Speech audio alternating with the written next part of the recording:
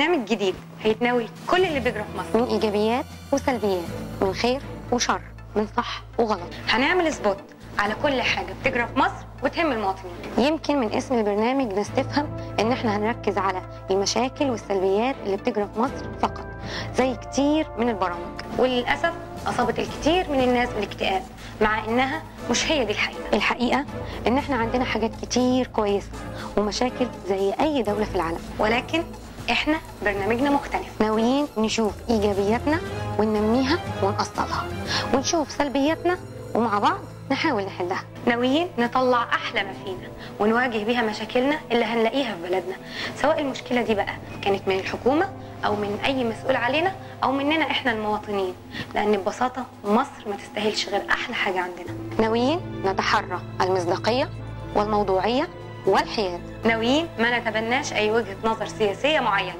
إلا حاجة واحدة بس، حب ومصلحة مصر ومصلحة المصريين الطيبين. ناويين نبص لبكرة من خلال حاضرنا. ناويين نخليها أحلى من خلال واقعنا بحلوه ومره. بيكو مصر هتبقى أحلى.